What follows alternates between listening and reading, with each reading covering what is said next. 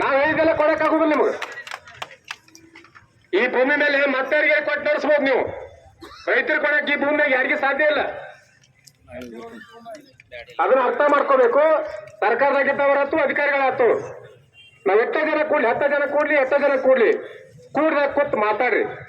ಮಾತಾಡ್ಕೊಂಡು ಮುಂದೆ ಪರಿಹಾರ ಮಾಡ್ಕೊಂಡು ಚರ್ಚೆ ಮಾಡ್ಕೊಂಡು ಏನ್ ಮಾಡ್ತೀರೋ ಅದು ಮುಂದಿನ ಆ ದೃಷ್ಟಿಯಿಂದ ಈಗ ನಾವ್ ಹೇಳಿದ್ದು ಕೆಲವೊಂದು ಕಂಡೀಷನ್ ಹೇಳಿವಿ. ತತ್ಕ್ಷಣ ಮುಳುಗಡೆ ಆದ ಜನರಿಗೆ ಏನ ಆಗೈತಲ್ಲ ಈಗ ನಷ್ಟ, ಅದನ್ನ ಪರಿಹಾರ ಕೊಟ್ಬಿಡ್ರಿ. ನಾಳೆಗೇನ ಹತ್ತೀವಿ ನಾವು. ಯಾಕ್ರಿ ನಾಳೆಗೆ ಪರಿಹಾರ ಕೊಡ್ರಿ. ನಾವು ಕೇಳುವಂತದ್ದು ಬೇಡಿಕೆ ಕಬ್ಬಿಗೆ 1 ಲಕ್ಷ ರೂಪಾಯಿ ಕೊಡ್ರಿ, ಇನ್ನಿತರ ಬೆಳೆಗೆ 50,000 ರೂಪಾಯಿ ಕೊಡ್ರಿ. ಇನ್ನು 3ನೇದ್ದು ಶಾಶ್ವತ ಪರಿಹಾರ ಕೊಡ್ಬೇಕು.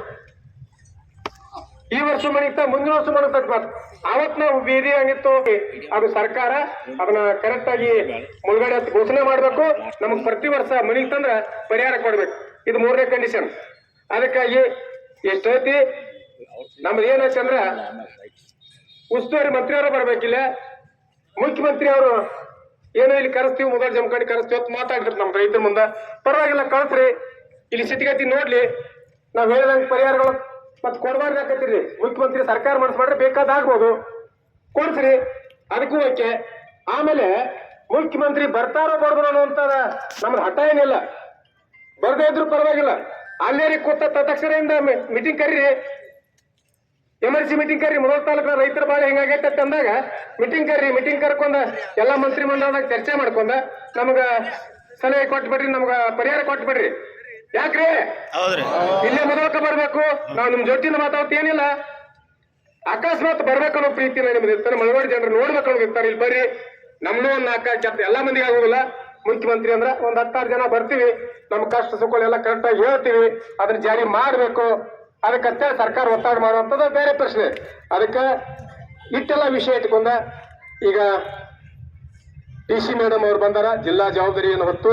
ಅದಕ್ಕೆ ಬಹುಶಃ ತಮ್ಮ ವಿಷಯಗಳೆಲ್ಲ ನೀವೆಲ್ಲ ನೋವುಗಳು ಹಂಚಿದ್ದು, ನಾವೆಲ್ಲ ಮಾತಾಡಿದ್ದು ಎಲ್ಲ ವಿಷಯ ಅವ್ರಿಗೆ ಬಹುಶಃ ಅರ್ಥ ಮಾಡ್ಕೊಂಡಾರೋ ತಿಳ್ಕೊಂಡಾರ್ತೇಳಿ ನಾನು ಭಾವಿಸ್ತೀನಿ. ಈಗ ಅವರು ಮೇಡಮ್ ಅವ್ರು ಏನ್ ಮಾತಾಡ್ತಾರೆ, ನಾವೆಲ್ಲ ಏನ್ ಸುದ್ದಿ ತಂದಾರ, ಏನ್ ಹೇಳ್ತಾರ ಅಂತ ಬಗ್ಗೆ ಕೇಳಿಸ್ಕೊಳ್ಳು. ಆಗ ಒಂದು ಈಗ ಅವ್ರು ಮಾತಾಡುವಾಗ ಅವ್ರು ಏನ್ ಹೇಳ್ತಾರ ಹೇಳಿ, ನಾವಿಲ್ಲ ಕೂತು ಚರ್ಚೆ ಮಾಡ್ಕೊಂಡು ಮುಂದೆ ಏನ್ ಮಾಡ್ಬೇಕು ಅನ್ನೋದ್ರ ಬಗ್ಗೆ ಅದು ತೀರ್ಮಾನ ತಗೊಳ್ಳೋಣ. ಅಲ್ಲಿ ಅವ್ರು ಮಾತಾಡೋತ್ತಾಗ ನೋಡಿ ಅವ್ರು ಮಾತಾಡಬಾರ್ದು. ರೆಡಿರೇ? ಈಗ ಅಂದ್ರೆ ಒಂದೇ ಮತ್ತೆ ಹೇಳ್ತೀನಿ ನಿಮಗ, ಇಲ್ಲಿ ಹೋರಾಟಕ್ಕೆ ಯಾರು ಬಂದಿರ್ತಾರಲ್ಲ ಅವ್ರು ಗೌರವಿಸುವಂಥದ್ದು, ಅವರ ಜವಾಬ್ದಾರಿಗಳು ನಿಭಾಯಿಸುವಂಥದ್ದು ನಿಮ್ಮೆಲ್ಲರ ಪ್ರತಿಯೊಬ್ಬರ ಕರ್ತವ್ಯ. ಅದನ್ನ ಮುಂದೆ ಏನ್ ಮಾಡ್ಬೇಕು ನಾವು ಚರ್ಚೆ ಮಾಡ್ಕೊಳ್ಳೋಣ. ಈಗ ಅವ್ರು ಮಾತಾಡಕ್ಕೆ ಅವಕಾಶ ಮಾಡಿಕೊಡೋಣ. ಅವ್ರ DC ಮೇಡಮ್ ಅವ್ರಿಗೆ ಮಾತಾಡ್ತಾರೆ. ಎಲ್ಲರಿಗೂ ನಮಸ್ಕಾರ. ಈಗಾಗಲೇ ಅಧ್ಯಕ್ಷರು ನಿಮ್ಮೆಲ್ಲರಿಗೆ ಸರ್ಕಾರದ ಆದ್ಯ ಗಮನಕ್ಕೆ ಅವತ್ತೇ ಕಳಿಸಿದೀವಿ. ತಮ್ಮ ಈ ಬೇಡಿಕೆಯ ವಿಸ್ತೃತವಾದ ಒಂದು ನಿಮ್ಮ ಒತ್ತಾಯ ಏನಿದೆ ಅದನ್ನ ನಾವು ಸರ್ಕಾರದ ಆದ್ಯ ಗಮನಕ್ಕೆ ತರ್ತೀವಿ. ಮುಂದುವರೆದು ಏನು ಮಳೆ ಬಂತು, ಪ್ರವಾಹದಿಂದ ಬಂತು, ಹೊರಹರಿವಿಂದ ಬಂತು, ಅವತ್ತಿಂದ ಇವತ್ತವರೆಗೆ ಇಡೀ ಜಿಲ್ಲಾಡಳಿತ ಹಳ್ಳಿಯಲ್ಲೇ ಇತ್ತು, ನನ್ನನ್ನು ಸೇರಿಸ್ಕೊಂಡು. ನಾವು ಶನಿವಾರ ಭಾನುವಾರ ಅಂದಿಲ್ಲ, ಆ ಇಲಾಖೆ ಅಂದಿಲ್ಲ, ಎಲ್ಲರೂ ಆ ಸಂಬಂಧಪಟ್ಟ ಹಳ್ಳಿಗಳಲ್ಲಿ ಸಂಚಾರ ಮಾಡಿ ಮಳೆಯ ತೀವ್ರತೆ, ಪ್ರವಾಹದ ತೀವ್ರತೆಯ ಬಗ್ಗೆ ಮನವರಿಕೆ ಮಾಡಿಕೊಂಡು ನಮ್ಮ ಕೈಯಲ್ಲಿ ಎಷ್ಟು ಸಾಧ್ಯವೋ ಅಷ್ಟು ಇಡೀ ಟೀಮ್ ಆಗಿ ಕೆಲಸ ಮಾಡಿದ್ದೀವಿ. ನೀವು ಹೇಳಿದಂತಹ 3 ಬೇಡಿಕೆಗಳು ಕೂಡ ಜಿಲ್ಲಾ ಮಟ್ಟದಲ್ಲಿ ಇತ್ಯರ್ಥ ಆಗುವಂಥವಲ್ಲ. ಈಗ ಇದು ಒಂದು NDRF ಏನು ನಿಗದಿ ಮಾಡುತ್ತೆ ಅದರಂತೆ ನಾವು ಕಾರ್ಯೋನ್ಮುಖರಾಗಬೇಕಾಗತ್ತೆ. ಅದರ ಹೊರತಾಗಿ ನಮ್ಮ ಹಂತದಲ್ಲಿ ಇದನ್ನು ಮಾಡೋಕ್ಕೆ ಸಾಧ್ಯ ಇಲ್ಲ. ಒಂದು ಮಾಡಬಹುದು, ನಾನು ಶಾಶ್ವತ ಸ್ಥಳಾಂತರದ ಬಗ್ಗೆ ಹೇಳಿದ್ದೀರಿ. ಆ ಗ್ರಾಮಗಳ ಬಗ್ಗೆ ನಾನು ವಿಸ್ತೃತವಾದ ನಮ್ಮ ಸರ್ವೇಯರ್ ಆಯಿತು, ನಮ್ಮ ತಹಶೀಲ್ದಾರ್ ನೇತೃತ್ವದ ತಂಡ ಮಾಡಿ ಅದನ್ನು ವಿಸ್ತೃತವಾದ ವರದಿಯನ್ನು ಶಾಶ್ವತ ಸ್ಥಳಾಂತರಕ್ಕೆ ಎಷ್ಟು ಗ್ರಾಮಗಳು ಅರ್ಹತೆ ಇದ್ದಾವೆ ಅವುಗಳನ್ನು ನಾನು ಕಂದಾಯ ಇಲಾಖೆಗೆ ಕಳಿಸ್ಕೊಡ್ತೀನಿ. ಇವತ್ತಿನ ನಿಮ್ಮ ಕೋರಿಕೆಯನ್ನು ಕೂಡ ನೀವೇನು ಡಿಮ್ಯಾಂಡ್ ಮಾಡಿದ್ದೀರಿ ಅದನ್ನು ನಾನು ಸರ್ಕಾರಕ್ಕೆ ಮನವರಿಕೆ ಮಾಡಿಕೊಡ್ತೀನಿ. Thank you.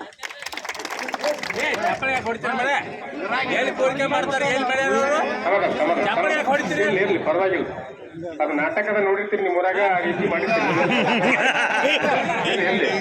Serious ಆಗಿರ್ಬೇಕಂತೆ, serious ಆಗಿರ್ಬೇಕಪ್ಪ. ಈಗ 34 ಹಳ್ಳಿ ಬಗ್ಗೆ ಮಾತಾಡ್ತಿಲ್ಲ, ಈಗ ನಾವು ಮಾತಾಡೋದ್ರೆ ಇಲ್ಲಿ ಕೇಳ, ಆಮೇಲೆ ಇದನ್ನ ತೆಗೆದು ಹೊರಗೆ ಹಾಕೋದು ಅದೆಲ್ಲ ಕತಿ ಬೇರೆ ಐತಿ, ಬೇರೆ ಚರ್ಚೆ ಮಾಡೋಣ. ಈಗ ಅವ್ರು ಹೇಳಿದ್ರು ನಾವೆಲ್ಲ ಚರ್ಚೆ ಮಾಡಕತ್ತೀವಿ, ನಿಮ್ ಬೇಡಿಕೆ ನೋಡಿವಿ, ಹೇಳಿವಿ, ಸರ್ಕಾರದಾಗ ಅದನ್ನ ಏನ್ ಮಾಡ್ಬೇಕು ಆ ಪಾತ್ರವನ್ನು ಮಾಡ್ತೀವಿ ಅಂತೇಳಿ ಹೇಳಿದ್ರು. ಆದ್ರೆ ಒಂದೇನ ನಮಗಂದ್ರ ನಿಮಗೆ ಸಲಹೆ ಉಸ್ತುವಾರಿ ಮಂತ್ರಿ ಅವ್ರು ಏನ್ರಿ ಹೇಳ್ಯಾರ ಅಂತೇಳಿ ನಮ್ ಪ್ರಶ್ನೆ ಇಟ್ಟೆ. ನೀವೇನ್ ಹೇಳಿ ಹೋಗ್ರಿ ಅಂತೇಳಿ ನಾವು ಅನ್ನೋದಿಲ್ಲ.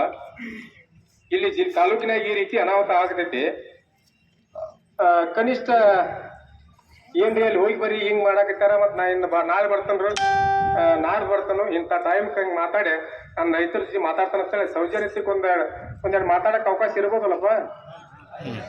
ಅರ್ಜೆಂಟ್ ಆಗದಾರ ಇರ್ಲಿ ಪರವಾಗಿಲ್ಲ, ಅರ್ಜೆಂಟ್ ಆಗಿರ್ತಾರೆ ಪರವಾಗಿಲ್ಲ ಇರ್ಲಿ.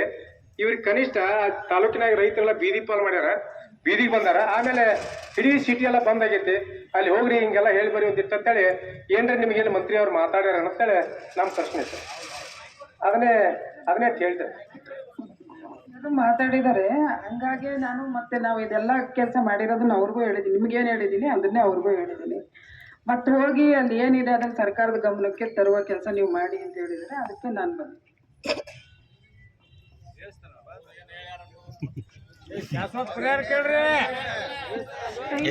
ಊರಿಗೆ ಬರ್ತಾರಲ್ರಿ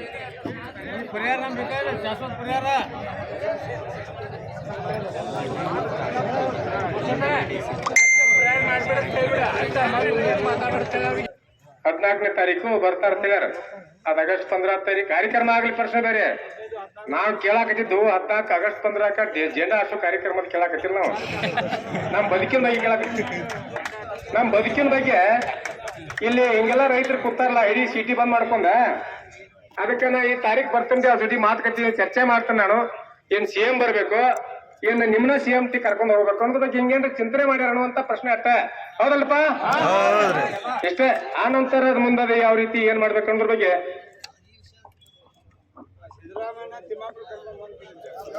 ಹೇಳಿ ಸೈಲೆಂಟ್ ಆಗಿರಿ. ಅದಕ್ಕಾಗಿ ಈಗ ನಮಗೇನ DC ಮೇಡಮ್ ಅವ್ರು ಹೇಳ್ತಾರ ಅದನ್ನ ಕೇಳಿಸ್ಕೊಬೇಕು ಬೇಡಪ್ಪ, ಅವರು ಹೇಳ್ತಾರೆ ಏನ್ ಹೇಳ್ಬೇಕು, ಆ ನಂತರ ಮುಂದಿನ ಮಾತಾಡು. ಸರಿ, ಈಗ ನಮ್ಮ ಹೋರಾಟಗಾರಿಗೆ ಏನ್ ಹೇಳ್ತೀರಿ? ನಿಮ್ಮ ಎಲ್ಲಾ ಮನವಿನ ನಾನು ಸರ್ಕಾರದ ಗಮನಕ್ಕೆ ತರ್ತೀನಿ. ಶಾಶ್ವತ ಸ್ಥಳಾಂತರಕ್ಕೆ ನಮ್ಮ ಕೈಯಲ್ಲಿ ಈಗ ನಾವೊಂದು ಟೀಮ್ ಮಾಡ್ತೀವಿ. ಆ 34 ಗ್ರಾಮಗಳದ್ದು ಸರ್ವೆ ಮಾಡಿಸಿ ಆಯಾತ ಇರುವಂತಹ ಗ್ರಾಮಗಳನ್ನ ಸರ್ಕಾರಕ್ಕೆ ಪ್ರಸ್ತಾವನೆ ಕಳಿಸ್ತೀವಿ. ಪರಿಹಾರಕ್ಕೆ ಸಂಬಂಧಪಟ್ಟಂಗೆ NDRF ಗೈಡ್ಲೈನ್ಸ್ ಮೀರಿ ನಿರ್ಧಾರ ಮಾಡುವಷ್ಟು DC-ಗೆ ಅಧಿಕಾರ ಇರಂಗಿಲ್ಲ.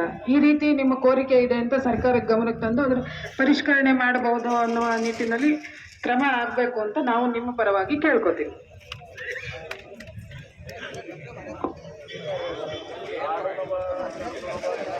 ಸರ್ಕಾರ ಕಳ್ಸಿದೀವಿ ಯಜಮಾನ್ರು. ಈಗ ಇವ್ರ ಕಾರ್ಯಕ್ಕೆ ಏನ್ ಸಂಬಂಧಪಟ್ಟಿದ್ದ ಇವ್ರಿಗೇನು ಜವಾಬ್ದಾರಿ ಅದನ್ನೆಲ್ಲ ಮಾಡ್ತಾರ ಅಂತ ಹೇಳ್ತಾರೆ. ಸರಿ ಆಗ್ತದೆ, ಚರ್ಚೆ ಆಯ್ತು ಅಥವಾ ಏನ್ ನಾಳಿದ ಚಾಲ ಮಾಡ್ತಾರ, ಏನ್ ಮಾಡ್ತಾರ ಮಾಡ್ಲಿ, ಪ್ರಶ್ನೆ ಇರ್ಲಿ. ಆದ್ರೆ ನಮಗೀಗ ಬಂದದ್ದು ಉಸ್ತುವಾರಿ ಮಂತ್ರಿಗಳು ರೈತರ ಜೊತೆ ಮಾತಾಡಿ ಮುಖ್ಯಮಂತ್ರಿ ಜೋಡಿ ಮಾತುಕತೆಗೆ ಮಾಡಿಸ್ತಾರೋ ಏನ್ ಮುಖ್ಯಮಂತ್ರಿ ಇಲ್ಲೇ ಕರ್ಕೊಂಡ್ ಬರ್ತಾರೋ ಪ್ರಶ್ನೆ ನಮಗ್ ಬೇಕಾಗೈತಿ. ಅದಕ್ಕೆ ನಾವೇನತ್ತೀವಿ, ಒಂದ್ಸರಿ ಅವ್ರಿಗೆ ಕಾಲ್ ಮಾಡಿ ಕೇಳ್ರಿ, ಏನಾರಿ ಹೇಳ್ತಾರೆ ಈಗಾರಿ ಗೊತ್ತಾಗತ್ತಿಲ್ರಿ ಹಿಂಗ್ರಿ ಅದ್ ಏನ್ ಹೇಳ್ತಾರ ಹೇಳ ಅಲ್ರಿ. ಇಲ್ಲಪ್ಪ ಸಮಾಧಾನ, ಹಂಗೆಲ್ಲ ಮಾತಾಡ್ಬಾರ್ದು, ಎಲ್ಲ ಮಾತಾಡ್ಬಾರ್ದು, ಅವಕ್ಕೆಲ್ಲ ಜವಾಬ್ದಾರಿ ಇರ್ತೈತಿ. ಒಂದ್ 5-10 ನಿಮಿಷ ಟೈಮ್ ಕೊಡೋಣ, ಫೋನ್ಯಾಗ ಅವ್ರಿಗೆ ಮಾತಾಡ್ಲಿ, ಹಿಂಗಾತ್ರಿ ಹೋರಾಟ ಏನ್ ಮಾಡ್ಬೇಕು ಅನ್ನೋದಕ್ಕೆ ನಾವ್ ಹೇಳನು. ಅದಕ್ಕೆ ಅವ್ರು ಹೇಳ್ರಿ ಅಂದ್ರ ಮುಂದಿನ ತೀರ್ಮಾನ ನಾವು ತಗೋತೀವಲ್ರಿ. ಅದಕ್ಕೆ ಮೇಡಮ್ ಒಂದ್ 10 ನಿಮಿಷ ಟೈಮ್ ತಗೋರಿ. ನಮ್ಮ SP ಸಾಹೇಬ್ರು ಅದಾರ, ಒಂದ್ 10 ನಿಮ್ರಿ ಈಗ ಟೈಮ್ ತಗೋರಿ, 10 ನಿಮಿಷ ನೀವು ಮಾತಾಡ್ಕೊಂಡು ಬಂದ್ ಹೇಳಿ. ಹೌದಲ್ರಿ? ಒಂದ್ 10 ನಿಮಿಷ ಟೈಮ್ ಕೊಡ್ರಿ ಅವ್ರಿಗೆ. ನಮ್ಮ SP ಸಾಹೇಬ್ರು ಅವರು DC ಮೇಡಮ್ ಅವರು ಹೋಗ್ರಿ ಅಮ್ಮ ಒಂದ್ 10 ನಿಮಿಷ.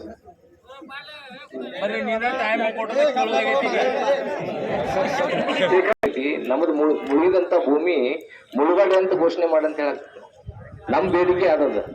ಸ್ಥಳಾಂತರನು ಮಾಡ್ರಿ, ಅವರು ನಮ್ಮಂತಮ್ರ ನಾವು ಒಬ್ಬರಲ್ಲೂ ಹೋರಾಡಕ್ ತಯಾರಿದ್ವಿ. ಆದ್ರೆ ನಮ್ಗೆ ಪ್ರತಿ ವರ್ಷ 19ರಿಂದ ಇಲ್ಲಿವರೆಗೂ ನಾವು ಒಂದು ಕಾಳು ಮನೆಗೆ ಓದಿಲ್ಲ. ನಾವ್ ಹೆಂಗ್ ಬಾಳೆ ಮಾಡೋನು?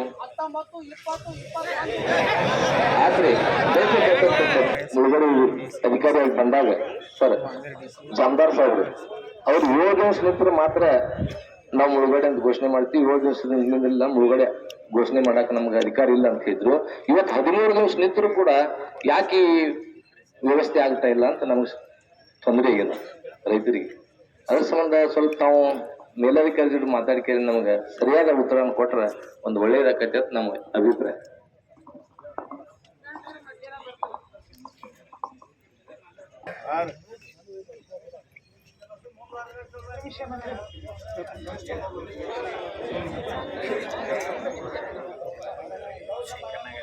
ಈಗ ಮಾನ್ಯ ಸಚಿವರು ತಾವು ಡೇಟ್ ಕೇಳಿದ್ರಿ, ಉಪವಿಭಾಗಾಧಿಕಾರಿಗಳು ಫೋನ್ ಮಾಡಿ ವಿಚಾರ ಮಾಡಲಾಗಿ 14ನೇ ತಾರೀಕು ಮಧ್ಯಾಹ್ನ ತಮ್ಮ ಜೊತೆ ಮಾತಾಡ್ತೀನಿ ಅಂತ ಹೇಳಿದ್ದಾರೆ. ನನಗೆ ಎಲ್ಲಿ ಏನು ಅಂತ ಮುಂದೆ ತಿಳಿಸ್ತೀನಿ. ಇವಾಗ ಅವ್ರ ಟೈಮು ಇದು ಹೇಳಿಲ್ಲ. ನೋಡ್ರಿ ಈಗ ಒಂದ್ ಕೇಳ್ರಿ, 14ನೇ ತಾರೀಕು ಮುದೋಟ್ ಬರ್ತೀವಿ ಅಂದಾರಿಲ್ಲ, ಇದು ಏನ್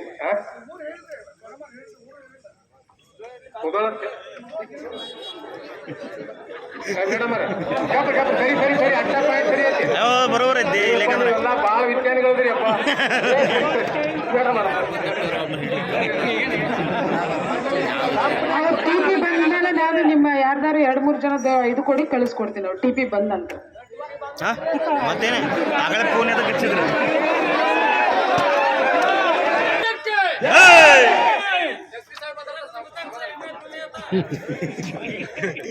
ಎಲ್ಲ ರೈತ ಬಂದವರಿಗೆ ಮತ್ತೊಮ್ಮೆ ನನ್ನ ನಮಸ್ಕಾರ.